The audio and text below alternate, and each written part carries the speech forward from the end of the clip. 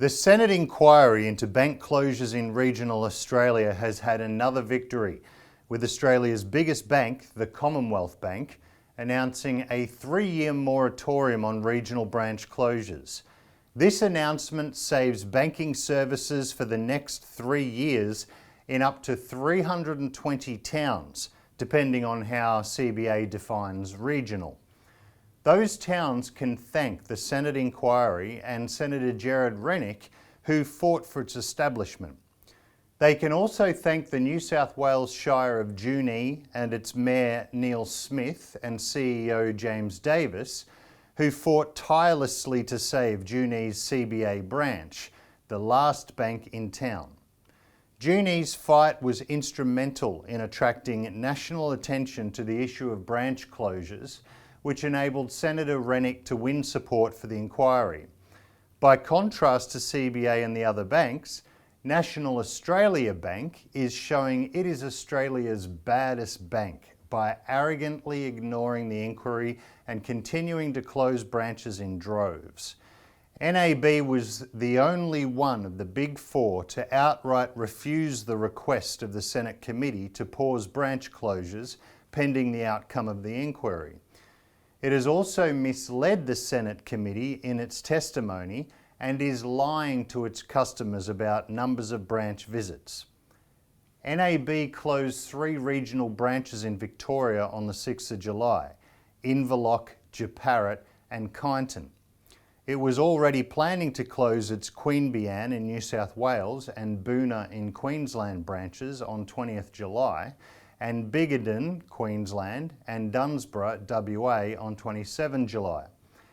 NAB has now announced 9 more regional branch closures, mostly in New South Wales.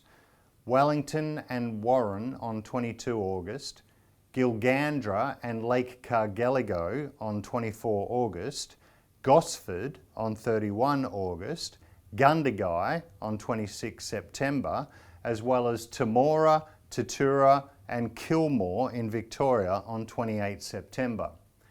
These are all branches which were on the list of 64 branches where NAB reduced business hours earlier in the year, which the Australian Citizens Party warned in a 19 April release was a sure indication they were in the firing line to be closed. That means 48 more branches can also expect to be closed soon. Independent journalist Dale Webster has exposed NAB in her news service, The Regional, for misleading the Senate inquiry in the sale hearing about its NAB agency in Maffra, Victoria.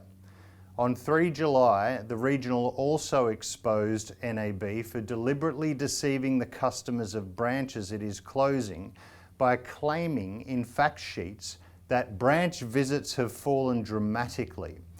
However, the figures in the fact sheets only include over-the-counter banking transactions and not the many other visits customers make for other reasons, including to sort out IT issues, provide proof of identity documents, remove or add names to accounts, appointments for term deposit changes, to speak to staff about loans, meetings with managers, or any other activity that is not a deposit or withdrawal. ACP Research Director Robert Barwick today called on the Senate Committee and the Parliament to take serious action against the NAB for its appalling and deceptive behaviour to force an immediate pause on branch closures. Quote, "The Senate Committee has demonstrated that by standing up to banks, it can force them to back down, as Westpac and CBA have. What will it take to stop NAB's wave of destruction? Maybe the solution is to nationalise NAB. After all, the ACP and many others see the long-term solution as a government bank, like a post office bank, to force the private banks to compete. And national actually means government-owned. It's already in NAB's name. Should National Australia Bank become Australia's national bank to actually serve customers rather than gouge them, save cash and branches, and introduce real banking competition?